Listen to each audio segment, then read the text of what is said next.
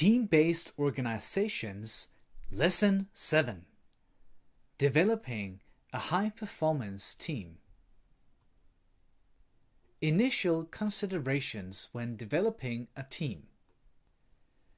When developing a high-performance team, you have to think of it as a Ferrari team. Their performance is high, but it also takes a lot of development and maintenance to keep the level of performance. In this lesson, we will have a look at 3 basic aspects of building a team. 5 essential factors in creating a high-performance team. The research about teams. Different approaches to making a team. Going from individual work to a high-performance team. A team's performance is mostly measured on 4 parameters: productivity, the work climate in the group, the development, and the customer satisfaction. Measuring the team development from individual performance to a high-performance team demands 5 parameters. Understanding the model. The first parameter is ambitious goals. The stronger and better defined these are, the better the team can work together. Secondly, we have work ethics. This has to do with working seriously and hard within the team. In other words, your job is finished when everybody has finished. The feeling of unity and motivation is strong. Thirdly, we have work processes. This covers the ability for the individual team member to actively be a part of planning and executing the work processes of the team. All members share their knowledge on the matter at hand in order to make a plan based on the highest amount of knowledge available. Fourthly, we have synergy. Synergy means the feeling and motivation that arises between the team members when solving a task together. One becomes motivated, which inspires the other, and so on. Synergy significantly improves the quality and productivity of the team.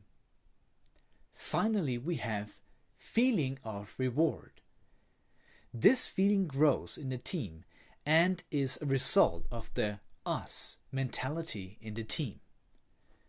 One member shares the other's joy and disappointments. People are emotionally connected in the team because all the members are interdependent. Qualities in a high-performance team. There are some general factors and qualities within a high-performance team. These can be divided into 3 main categories: the structure of the team, the relations of the team, and the process skills of the team. The structure of the team. 1. Division. It is most important that the team only operates according to the vision of the team. A vision is the guiding star or the red line that guides and shows the general direction of the team. A vision must be clear, realistic, motivating, and developed by the team. 2. The goal. The same applies to the goals of the team. They too must be clear, challenging, and measurable.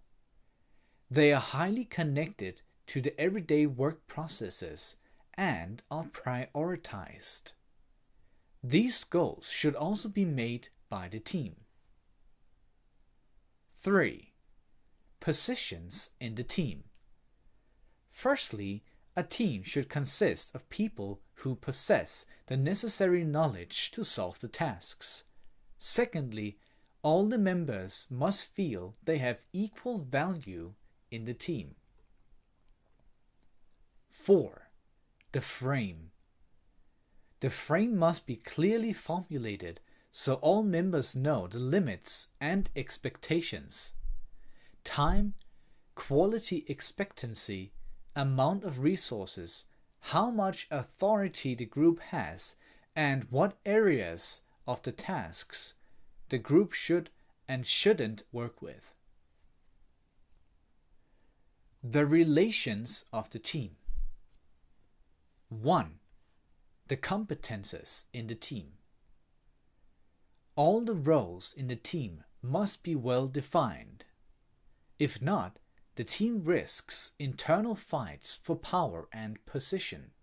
The team leader has an essential part of defining and distributing the roles to the team members. 2. Power to make own decisions. The team should know how many and how big decisions they can make as a team. Again, the role of the team in relation to the organization should be clearly defined. 3. Procedures for co-working. If or when the team must work with other teams or departments of the organization, the way and the expectations for this collaboration should be clearly explained. 4. The relation between other leaders and the team. It should also be clarified how and how much other leaders can intervene in the processes of the team. Since the team has an amount of authority to make own decisions, this could lead to conflict if the relationships are not clearly defined. The work processes of the team. 1. Decision making. The team must be able to make independent decisions. 2. Work strategies.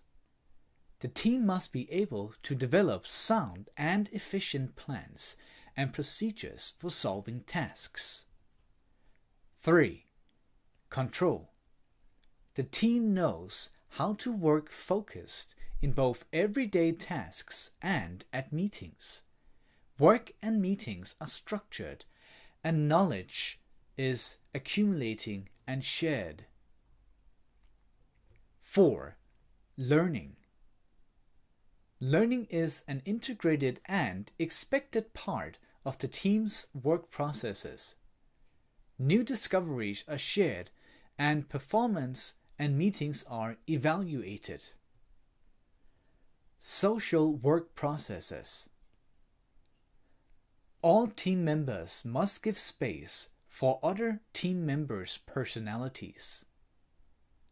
Conflict needs to be solved in a positive manner in order to avoid strange loops and grow charmed loops, which means growing positive, recurring interaction.